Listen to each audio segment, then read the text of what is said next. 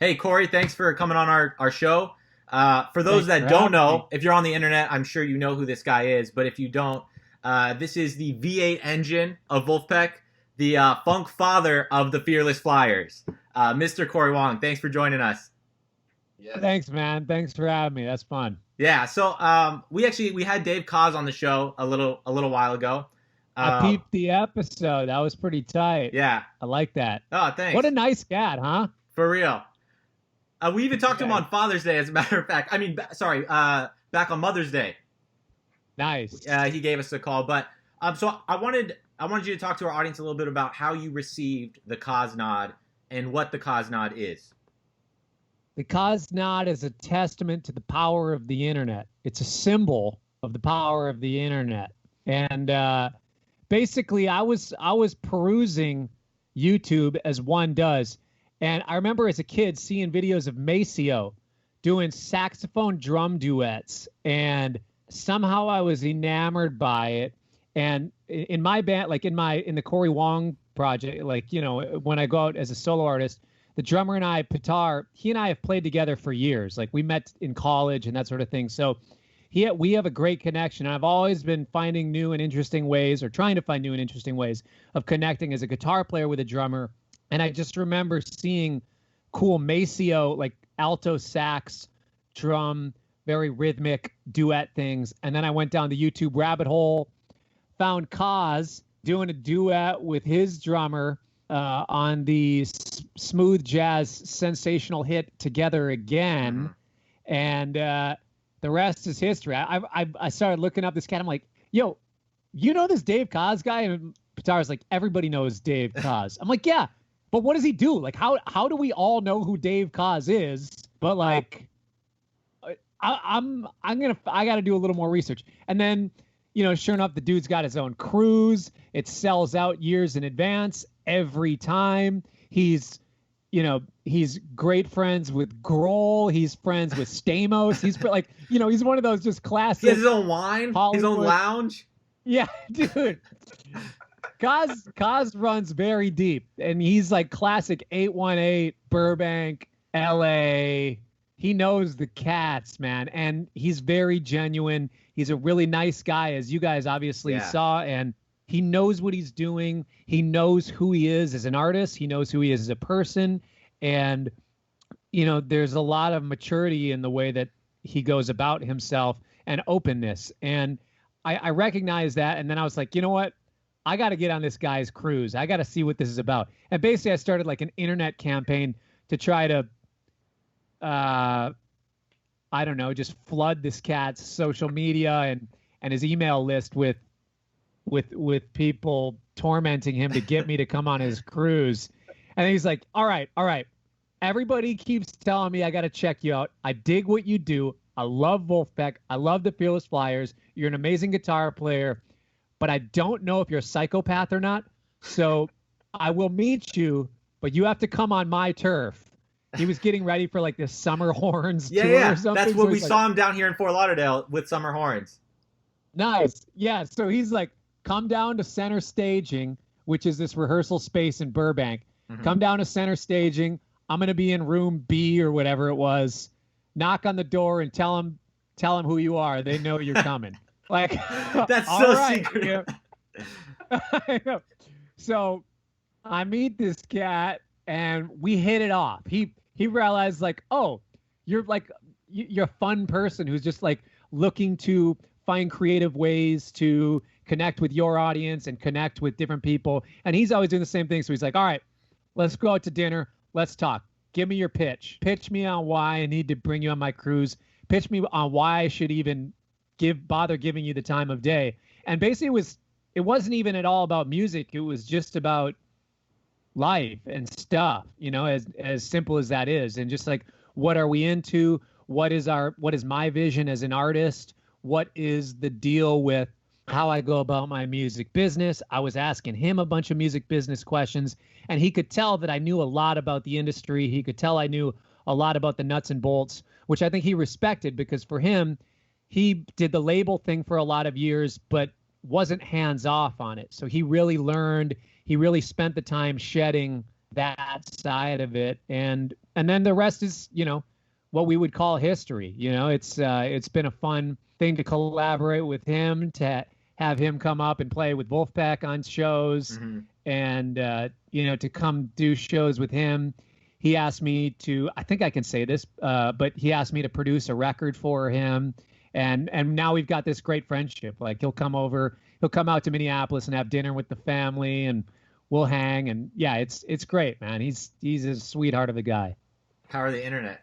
Well, I think one thing that is definitely, like, especially since we had talked to him and talking to you and hearing your perspective on it, is you both have a very similar perspective on, like, how can you reach your audience, or the different ways, especially in your shows, of doing that. That's one of the things we noticed with when we were at Dave Koz's show, is he's such a master at doing that. I mean, we had known some of his songs from earlier, like when we were kids, and our dad had bought some of his early albums and stuff. Totally. But seeing it as musicians, and then being in that show, not really knowing what his like shtick, his set is, and just being like, wow, like, he's getting us into it. Like, we're up dancing at his show. Like, how did he do that? Like, what did he say, or what's the whole flow of that? And that's something we recognize too in some of the ways you go about your show and your audience. So it's awesome. Kev, you want to talk about some of that you'd seen? Yeah, well, one of the things he mentioned was the green screen that you had on some of your shows, which I'd love to hear about. But also, I was even looking at some of the more recent shows. We did a bit of YouTube diving as well, which was awesome. You have amazing stuff online. And I was just noticing, like, the way you approach your show is, I mean, it's just maximum fun, man. Like you just started the show with the NFL theme, and then like went into, like, there's not only musical references, but, like, I mean, you just had references of all kinds, just it was just hitting them. So if you're just the casual, audience member, you were engaged, but for even the musician or someone who's a little bit more knowledgeable about these things, it was giving me a second layer of appreciation. So I guess what Chase is kind of alluding to, and what we wanted to talk about, was, like, how do you approach your stage performance, your shows? Because they just seem to be so engaging and fun. And I just love to hear how you think about it, because they seem very creative. Sure. Well, first off, thanks. Second off, I am a natural performer, but my stage thing I have had to really shed. I have been doing this for a long time, and I've been studying performance, kind of independently throughout my life, and studying what it means to watch something that's entertaining, and try to figure out why something has me captivated, if I'm captivated. Why does a certain song elicit a visceral response from me that just makes me want to do this, or makes me want to cry, or makes me want to reflect? So I'm always curious about, like, when I'm having an emotional response to something, what are some of the objective things that are making me have that feeling? And then, of course, there's magic, and there's the spiritual realm of things that, like, your life experiences, and the experience, and the authenticity of whatever is being presented to you has so much to do with it. There's that thing, but there are certain objective things that I've tried to pay attention to. And for myself, it's been a journey, because, like, I was doing a punk rock thing for a while. I was, as a kid, that's kind of how I got started playing music. And then I went to school, was doing more of the jazz thing. And a lot of the jazz performers that I would go see at the clubs around my house, or around the Twin Cities area, Minneapolis, St. Paul, it was all about what I'm playing, or what they're playing as a soloist, and what they're doing, and what they're saying through their music. And there was not really any regard to the audience other than that. Mm-hmm. And that was fun as somebody who's studying that art form and that craft. But I also found myself, after an hour and a half of that, feeling like you're saying, like, I wanted another layer to that thing. And I knew that myself.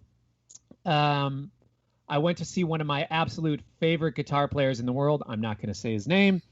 Legend of a jazz guitarist, hero of mine. He put on a 3-hour concert, and at the, 110-minute marker, I was thinking to myself, I want nothing more than for this to be the last song. This, please, God, please let this be the last song. I've had so much. And there I am sitting next to my wife. And I know that if this is my favorite artist, I'm a guitar player. I am studying everything he's doing. I'm absorbing everything it is. I'm absorbing it from around, like, as the band, the interaction, all the thing. And I'm looking around and I'm seeing other people also feeling really antsy. And it was just like so much being thrown at me. And my wife's like, yeah, I was out after about 90 minutes. And I lasted 110, 115 minutes. And then we struggled through about 70 more minutes of music, you know, and not struggle. It was still enjoyable, but it was like, oh my gosh, please, I just want this. There's just too much. There's nothing other than the music to keep me captivated in the thing.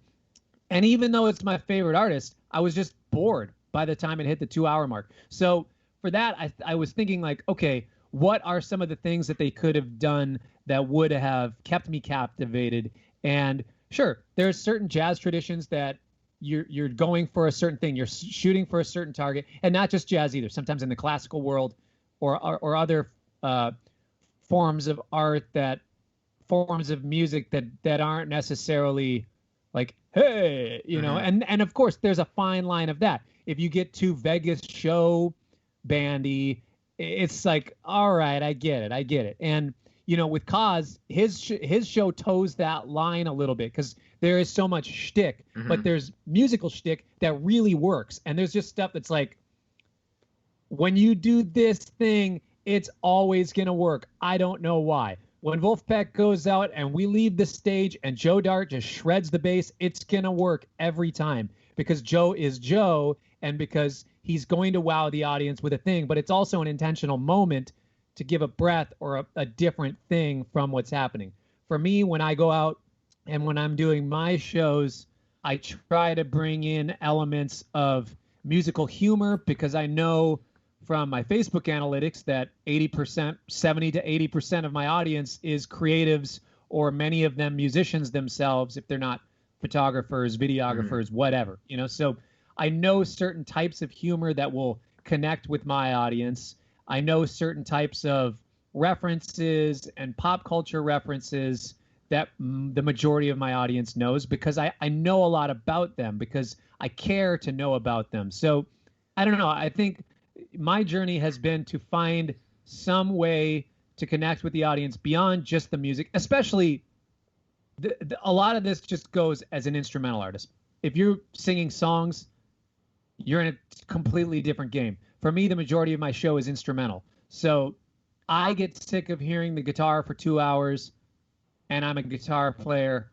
I'm guessing a lot of the general population will as well, even if they're musicians. So I like to pass the attention around. I like to pass the energy around. And then also, it's just like, what is my guiding light in what I'm doing?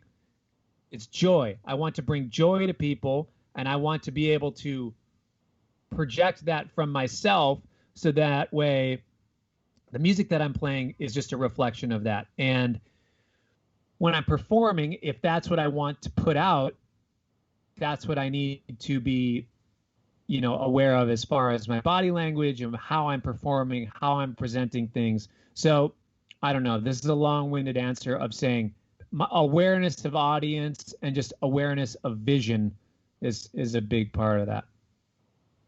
Yeah. I mean, there's a lot I want to get into even just from what you had said there, because I think especially jazz musicians, like you were talking about, have this idea that it's so much all about the music that it's like almost like forbidden to think about what the audience is thinking about it. And they think of people like Miles Davis that, you know, turn away from the audience or anything like that. It's like could be to that level.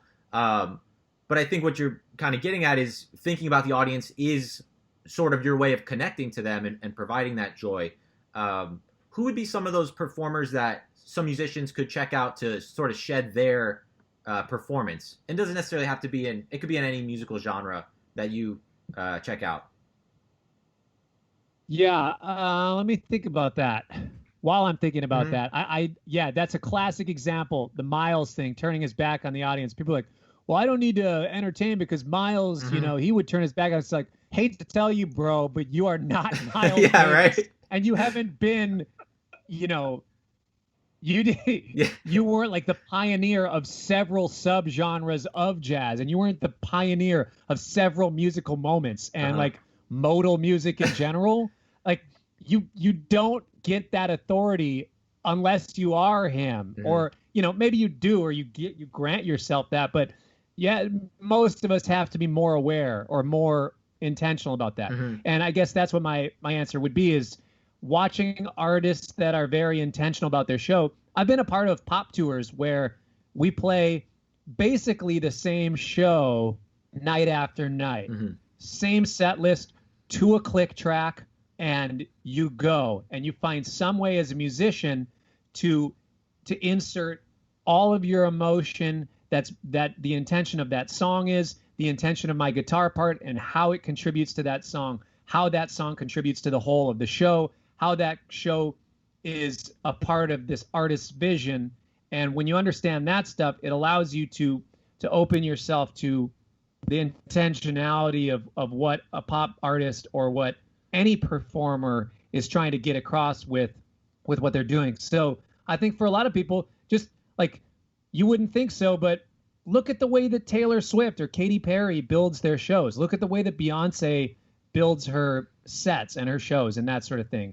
Or then take a look at some of the artists that do that sort of thing, but it's not just about the star. Like, take a look at the way that Earth, Wind, and Fire puts on their shows, or Michael Jackson, or Prince. Like, Prince to me is the biggest example, because he's singing, he's dancing, he's playing the guitar, and he's crushing literally all of them. He's intentionally going to certain parts of the stage to entertain certain sides of the stadium or arena, because he knows that experience matters for those people. And the artists that really understand how they connect with the audience are going to recognize it's not just going up to this side, because then all the people over there are going to feel, you know, alienated or whatever. And so, you know, it's really watching the artists that have no choice but to really telegraph big motions. Like, if you look at artists that are playing on those big stages, they've got to really telegraph big movements of where they're going, because it's being telegraphed to such a large audience, especially before it was expected that there was like IMAG and all that stuff. You know, like, I don't know. So you watch Maroon 5 perform, and, you know, James Valentine is running all around, and he's going to different areas of the catwalk, and he's got his moments. And you go see, I don't know, Prince to me is the best example. But then also you find artists that are doing the music thing that are just naturally really fun and entertaining to watch. Like John Batiste, he is so fun, he's so entertaining, and he's so genuine in what he's doing. There's no doubting the musical integrity of anything that he's doing. But he's just such a showman as well. He understands show business. Looking at Sammy Davis Jr., looking at, you know, old Sinatra, any of those cats in the Rat Pack, they were well aware of the entertainment side of thing. Sammy Davis Jr. especially. I've seen so many insane videos. Like where he's on drums, or then vibes, or then like dancing and singing all the, yeah. Yes, and then there's a part of the show where he brings the cat out to play bongos, and it's like this dude does these mind-bending bongo things, and he's just singing along, and it's like, oh my gosh, that is so much entertainment. And, you know, if you think about the intentionality of that, you got this huge band playing a huge show, and then all of a sudden there's this moment where it's more intimate. It's these two guys doing this thing, and there's so much action and there's so much energy, but it's within the context of something that feels more intimate, you know. So finding some of those things, what's the energy of something, but then also what's the overall feel, trying to pay attention to those things. Like, you know, you see that in a lot of Prince recordings and performances that he did. To me, it almost seems like dynamic of the show in the same way that you might have dynamics in a song or across your set. You're talking about like differences in like like a contrast between a large group and then a smaller group, or then maybe different textures or different instrumentation. Like like you were saying, the Maceo Parker, the sax drums, and that creates more interest and is entertaining for an audience that's like, they don't have the same context that you do as a musician. Like, you know everything those guys in your band have played as a band and what they're going for and all that. The audience is like, maybe it's their first time seeing you, and you have to somehow communicate to them the feeling that you want.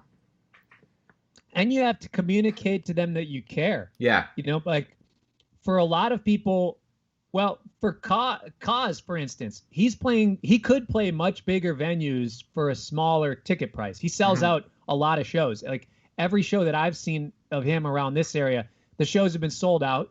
He could have played a bigger venue, but they're higher ticket prices. So when people pay higher ticket prices, there's also a certain expectation attached to that.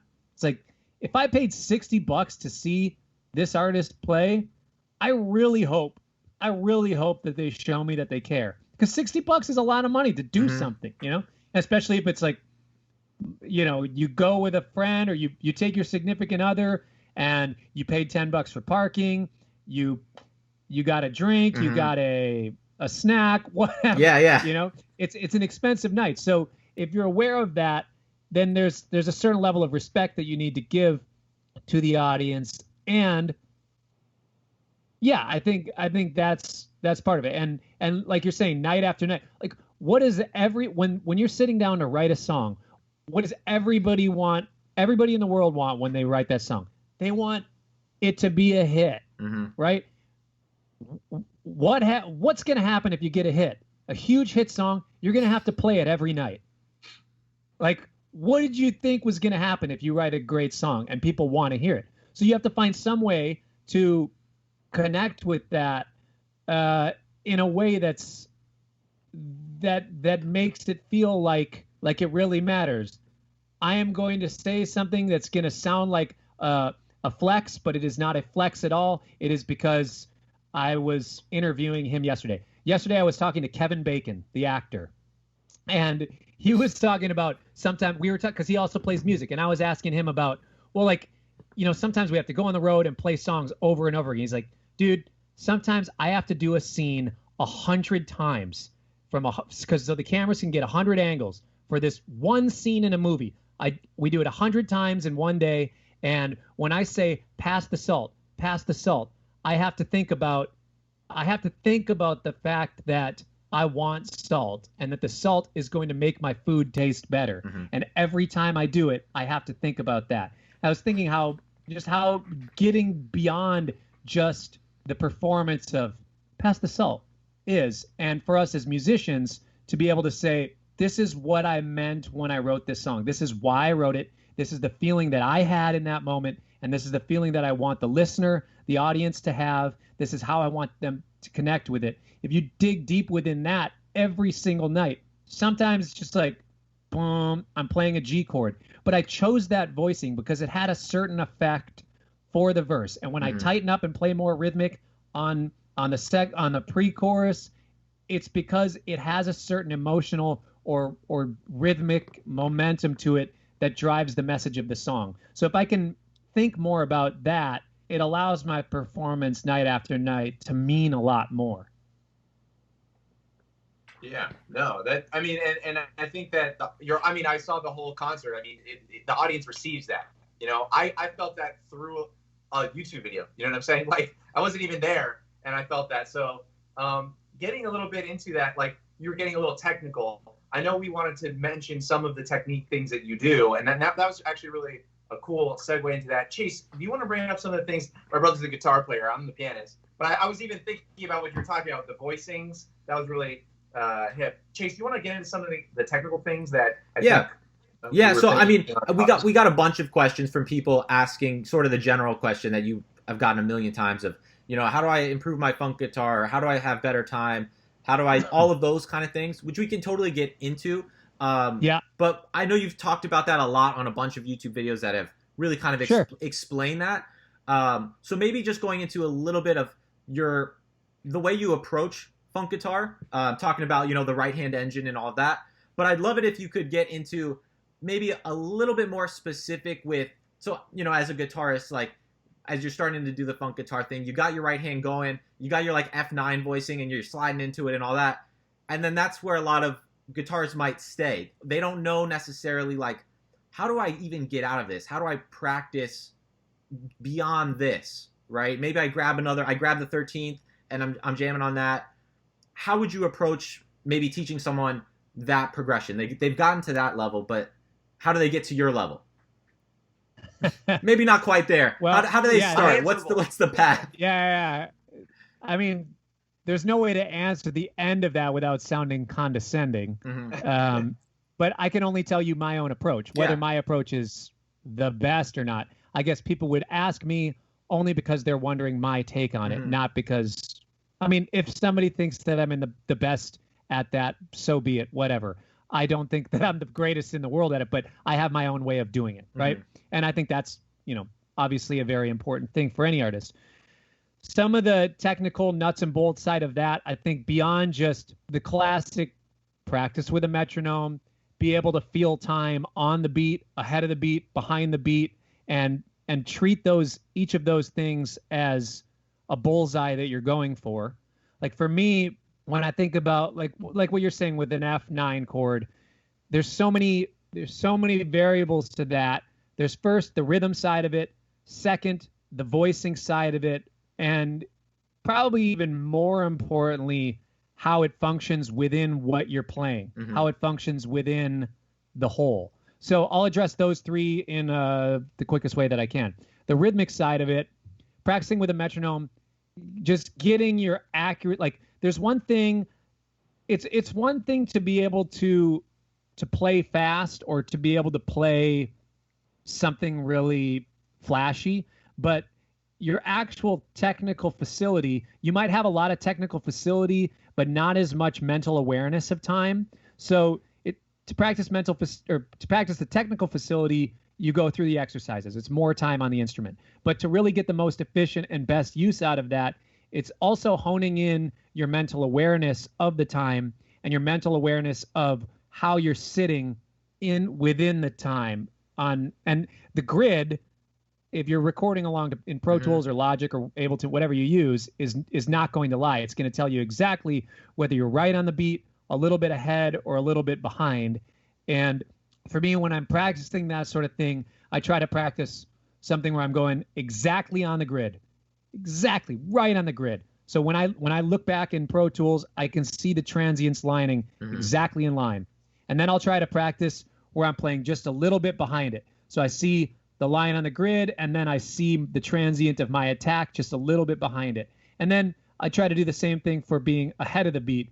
And what that does is it basically allows me to know whether I'm going for a triple 20 on the dartboard, a triple 17, whether I'm going for a bullseye. It's not always aiming for the bullseye. Sometimes it's aiming, all right, we need to close out the 16s. If you're playing cricket, is that what that game is called? I'm not sure. Not cricket as in like I know what cricket. I think there's a darts game. I don't know what that darts game is called. Whatever.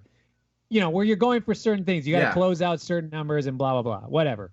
But, if you can think about different things that you're aiming for and hit those targets, then it really helps your technical facility, and it helps you to be able to get the rhythm thing together. But then the next step of mental awareness is giving yourself less accountability on the metronome. So instead of listening to bop, bop, bop, bop, bop, bop, bop, bop, I'm just listening to bop, bop, bop, bop, and then putting it down to have that bop, bop, bop, and then putting that on different beats. So sometimes this is 1, 2, 3, 1, 3. But most music that we're playing, in most Western music, is not felt on 1 and 3. It's felt on 2 and 4. So if you go 1, 2, 3, 4, if that's your metronome, and then you just go 2, 3, 4, 4.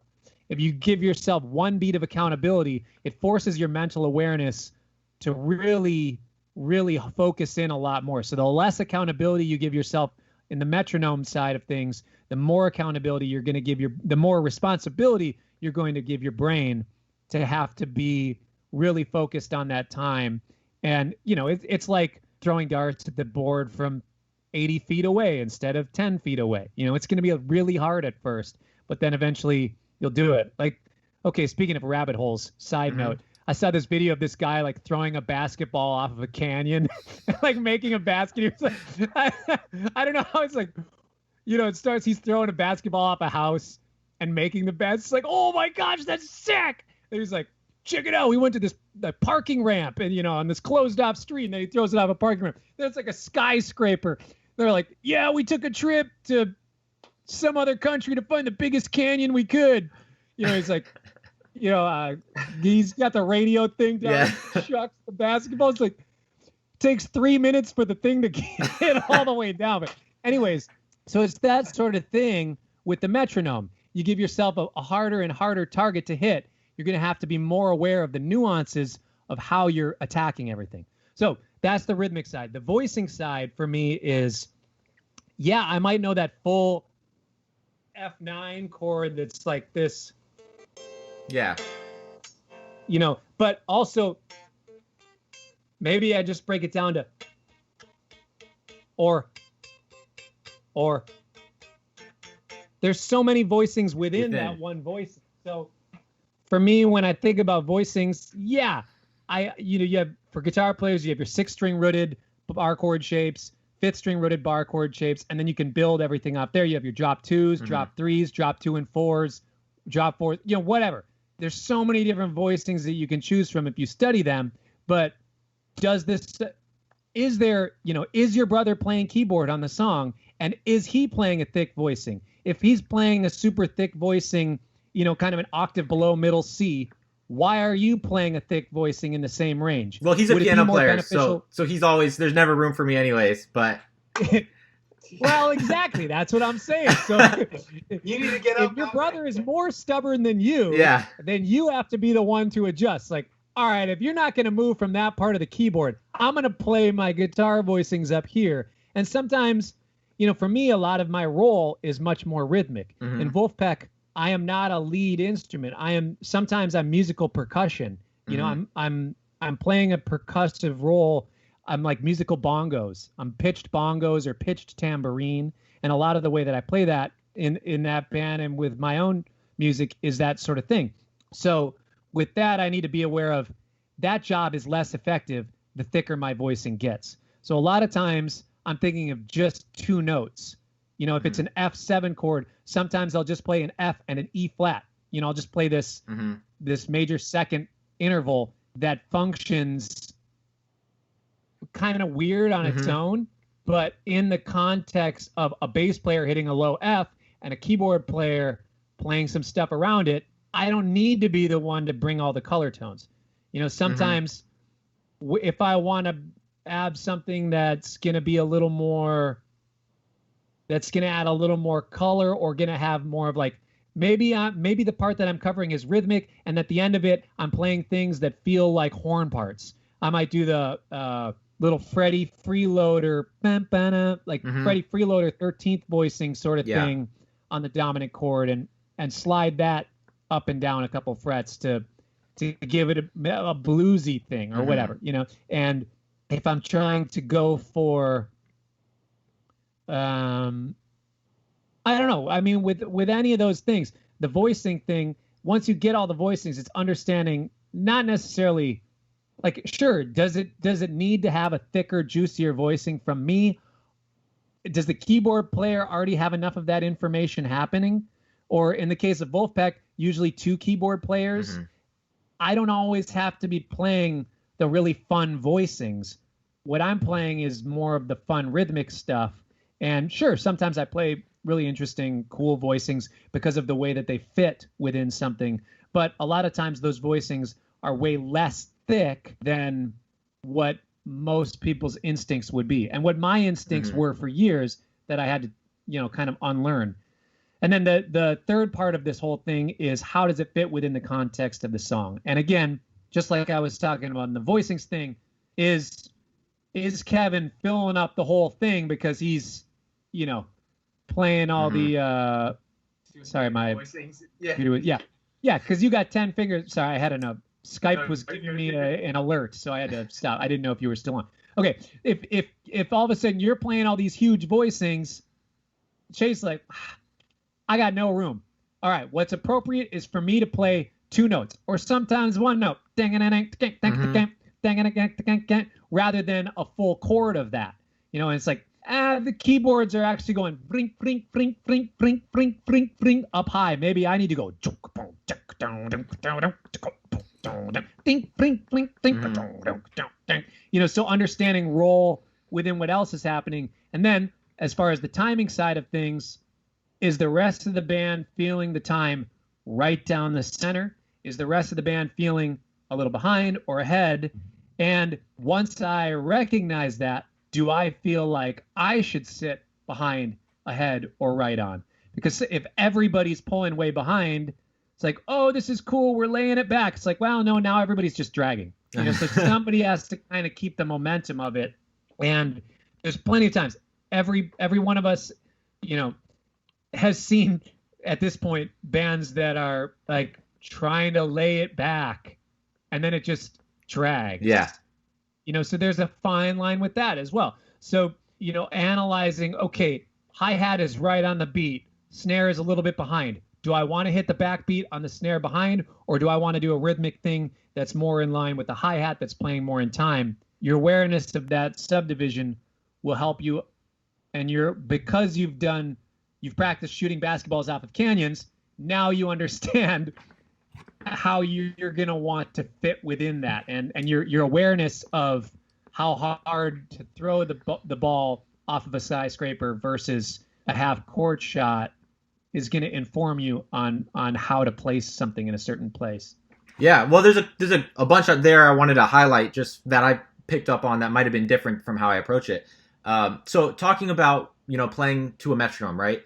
I really like how you were talking about in doing it like with, you know, the grid in like say a Logic Pro or like Pro Tools or whatever, because it really brings an element to it that you don't get if you're just say playing to a metronome, like an actual metronome or an online metronome, which is you don't have that feedback you can refer to after you're done doing like what you're practicing, right? So if you're practicing those chords and you're like, yeah, I think I was in time, unless you have it recorded, I mean, you're gonna find that, oh man, that spot I was ahead or that spot I was behind. But by doing it in a Logic Pro or one of these DAWs, you can literally see those transients and really see. So I think that's a really important aspect. Like, you're not gonna make that canyon basketball shot if you never know whether you actually got it in. You'll be there forever. So exactly, accountability. I mean, accountability is so huge. I remember in college thinking, bro, that gig was great. We were killing it. My friend's like, yeah, dude, I recorded it on he had an iPod with like a attachment microphone. Yeah. It's like, oh, let's listen back in the car on the way back. So we're listening to it. I thought I was crushing it because that lick I practiced for 8 hours, I did it 3 or 4 times, and I got through the lick that I was working on. And then I listened back. It's like, yeah, I mean, I got the lick, but I was really, really pushing to get it out. And first off, it was not appropriate to play the lick as many times as I did because it just sounds like I'm playing some regurgitated thing that I had worked on a bunch of times. It wasn't necessarily the right thing to play. Mm-hmm. Second off, I was rushing the whole time. I was so excited to get this lick. It's like, okay, cool. But the rest of the band is back here, and you were up here. So, yes, recording yourself, having the accountability is really going to help you stay honest on whether you actually are crushing it or not. Because oftentimes I think that I'm crushing it. I go back and look. It's like, guess I wasn't so tight after all. And sometimes the opposite is true. It's like, man, that wasn't that great of a gig. And maybe it's just because the audience energy they weren't giving you the same reaction. Like yesterday, everybody was screaming for this song, but today there was just kind of, they were watching. And then you go back and listen to the tapes. Like, I don't know, man, we were killing. Mm-hmm. We were crushing. That's as good as we've ever played that. I think the audience just had a different reaction. So we had a different emotional response in the moment, but musically listening back, sometimes it's going to be different. Yeah. So anyways, I just wanted to highlight that point on the metronome and practicing time part of it. And then on the voicing side of it, I think it's really important to, like you said, is that there's so many voicings within the voicing, and it doesn't always have to include the root. You know, it could just be the Freddie Green 3rd and 7th. It could just be aspects of it a couple notes. So and like you said, it's going to depend on the context of what the rest of the band's doing. So yeah, all of that's super important. So thanks for sharing that with our audience here. Of course. So I wanted to also bring up your podcast, the Wong Notes. That's right. Yeah, and so far you've had Satriani and Schofield on, at least released, right? Yeah. So tell us a little bit about that. Who else is expected? And then there's particular guitarists I'd love to hear a little bit about, if possible. Yeah. Well, Satch and Sco are out as of today, as of this recording. Next week is Molly Tuttle. She's an insane bluegrass player, flat picker. Huge fan of her. She's insane. She does this stuff. Flat picking on the guitar is interesting because it's so fast and you hear so much happening. But when you watch it, like if you were just watching a video and the sound wasn't on, it looks like a slow strum. You might not think that as much action is happening because there's so much pull-offs. So there's maybe a third more notes that are happening than what it looks like. So it's kind of a deceptive, cool thing. And she's a master of that. I mentioned I talked to Kevin Bacon. Yeah. Kevin is one of the guests, along with his brother, Michael. I talked to the original king of smooth, the original sultan of smooth, George Benson. Yes. And there's a lot of great guests. I talked to Eric Johnson. There's a lot of guitar players that I really want to interview that either didn't know who I was or were like, yeah, we'll see how season 1 is. I got a lot of my top 5 on this first season, but I got another list of 5 that I'm really going for. So I'm excited about the whole thing. It seems to be going really well. People are digging it. Sweet. So are these being released like as a weekly thing, or how are you dropping them? Basically every week. Yeah. Cool. And this is like a first season of, it's 5 for this first season? It's going to be 12 for this first season. Wow. Nice. Yeah. Cool. Most of them are already done. I think I'm going to record 1 or 2 more. I'm holding out on one of my heroes' publicists is getting back to us on whether they are interested or not. Yeah. The waiting game.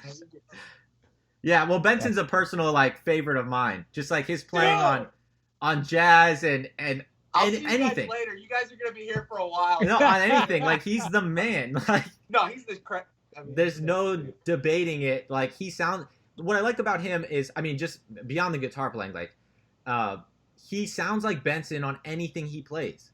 If he's playing a jazz thing, if he's playing a smooth jazz thing, if he's playing on the Gorillaz track, you can tell it's Benson from 2-3 notes.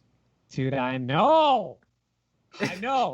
And that's what has informed so much of my pursuit as an artist, is to have that thing, to find what it is to have that kind of voice. Schofield is a similar thing. I talk about it in the Schofield episode. It's when it's Schofield, and you also know when it's somebody doing the Sco thing. It's that is sick, because there's so many of us from our generation that do the Sco thing once in a while. But I'm doing the Sco thing, but you also know it's not Sco. And I think with Benson, similar thing. He's got such a thing. He's got such a voice. Yeah, that you're right. It fits over so many different contexts too. Whether you would think that it fits over a Gorillaz tune or not, well, let's press play and see. Sure enough, he sounds freaking insane on that track. Yeah, no, it's awesome. I really like his approach here. Kevin and I saw Benson a while ago when he came down here to Florida, and he used to come more often actually. And it's awesome seeing him perform, because you get that he does all his hits obviously, but he's also going into his playing and just shredding over all of it in a way that you really feel as an audience. Getting back to what you're talking about, he's really engages with the audience and then showcases his different band members, and he had a drum solo at that point and just walked to the side of the stage and was just yo, this guy's killing. Check out my young drummer, in the same kind of way that Koz does, bringing out other younger musicians, and it's just walks off stage. I'm gonna bring Aubrey Logan on here. and just check her out, and like really like elevates those people in that way. So you just get the feeling like he's such a great guy, and just like he projects that same kind of feeling in his music is really what I'm getting at. Well, and I think some of that, and like we're saying, a lot of the references that we're making as far as the entertainment side of things are some of the more old school things. I guess actually one of the performers I didn't bring up was Bruno Mars. His performance, like, they're very intentional with their outfits. They're intentional with their like, whether you like the music or not, I don't care. Take a look at the entertainment factor of it, and it is insane. You take a look at Benson. Benson, his first records were jazz records. He had hit jazz records. He had a hit live record, a live album that was #1. He had a live record that went platinum. That's insane. Yeah. Okay. He had hits in the jazz sphere under CTI, produced by Creed Taylor. You know, so classic era, classic sound and look of records, right? Like you know a CTI record when you see it, because it has that certain gloss. It has that certain thing, and like, you know, an ECM record has its more subdued thing that you would recognize from seeing it. CTI had its thing. Benson's a part of that. He worked with Creed Taylor on those records. Then he worked with Quincy. Yeah. Like, he was a pop star. So he had to understand the pop star thing also. And working with a cat like Quincy as a producer, and working with those record labels that have certain expectations when you have a hit song like This Masquerade, you gotta understand how to entertain and how to perform in a way where your audience is expecting that. And, you know, see, I think it's maybe 1976. There's a video of him playing Affirmation on some show. It's one of the most insane live performances I've ever seen. I think, look up George Benson Affirmation. I believe the year is 1976, but if you just look up George Benson Affirmation live, it's some video that looks like it's from the 70s. You'll find it, and it's insane. But yeah, he knows to showcase the other cats in his band because they are there as assassins. You know, I love being hired as an assassin in a musical situation. It's like, oh, you need me to learn your book of material in 3 days and come in and crush it like I played it for a month? I'm down. You know, it's like, that's such a fun role to take on. And he hires assassins. Dave Koz hires assassins as his sidemen. Like, if you look at his drummer, Jay Williams, is so good. He's got such insane pocket. He knows the role. He can shred.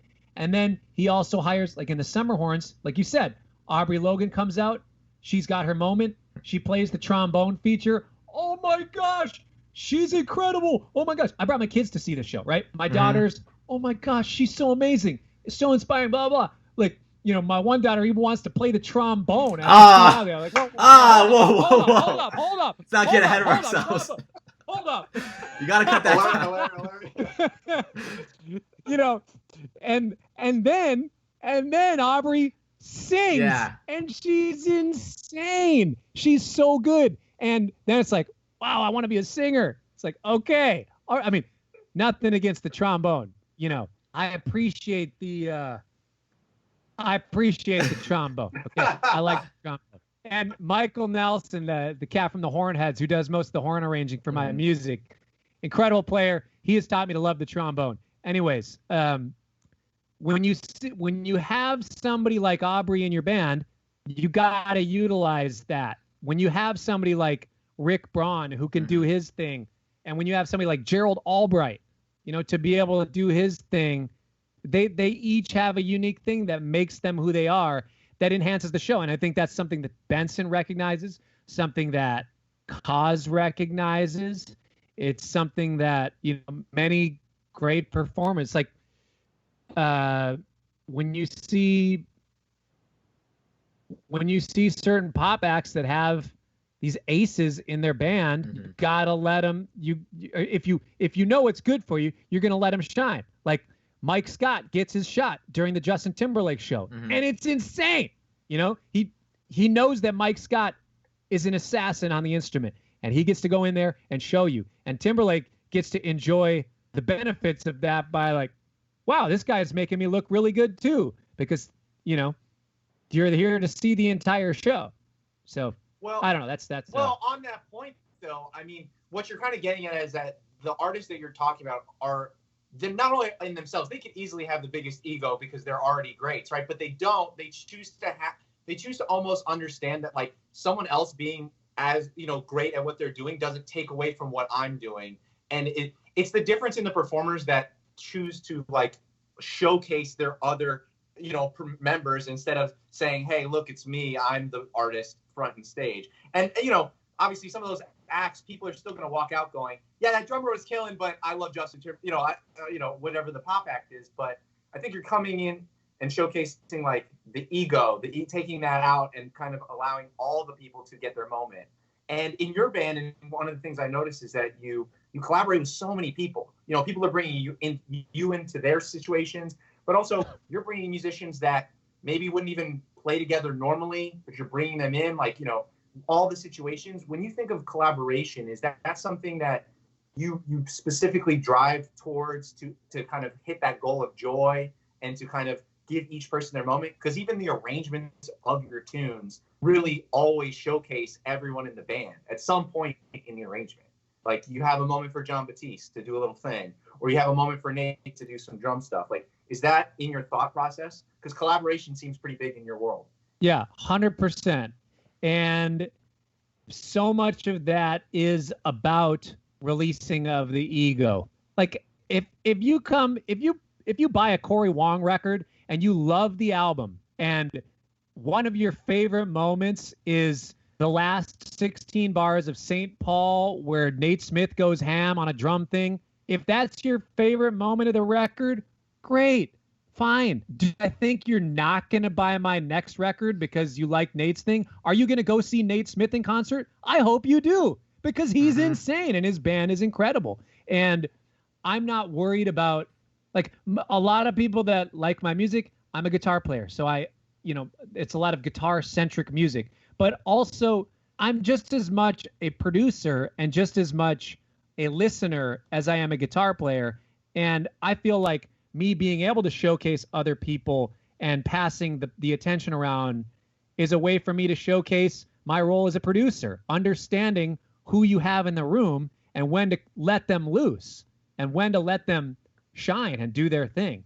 And it's not in a way to take advantage of them. It's not in a way for you to say like, or for me to be like, oh, I can't handle this one spot, so save me. It's not about that. It's about, what do I feel like could be the coolest moment, the coolest thing for this moment? And in a lot of decisions like that, that's what it is. In the case of collaborating with specific artists, a lot of it is the artists that I collaborate with are friends of mine that I don't really get to work with because they've got their own tours and albums they're working on. I've got my tours and albums I'm working on. So we don't, it's not like we can really start a band right now for some people.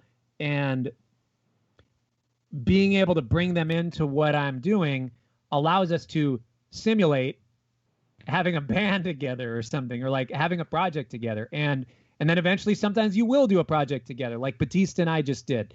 But I think for collaboration, it keeps things exciting for me as somebody who's writing. Sometimes I'll write something very specifically for a certain collaborator, somebody that I have in mind. There's a tune that I just wrote recently that I was thinking, oh man, I want harmonica. I haven't had a harmonica. I love the sound of harmonica. There's that Pat Metheny album, Secret Story, where I think the tune is called Above the Treetops. There's a beautiful harmonica solo at the end of it. And it made me, and I'm a big fan of Bela Fleck and the Flecktones, so Howard Levy is mind-bendingly amazing. And I found this cat, I think it's pronounced Sai Leo. This cat from Hong Kong, insane harmonica player. We follow each other on Instagram and like each other's stuff and interact once in a while. It's like, hey, dude, I got this tune. I'm writing with you in mind. Would you be down to play?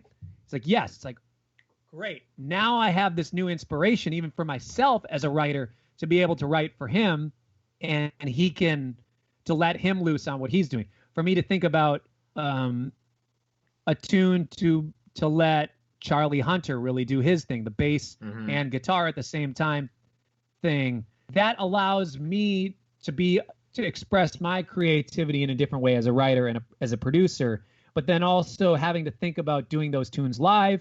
I treat them differently. And also collaboration is good because there's a community element of it. You know, managers and business people are like, oh, you should find, you know, of course you want it'd be amazing to have some super famous pop singer on my song. But is that what I really want? Like, is it somebody that I really want to work with?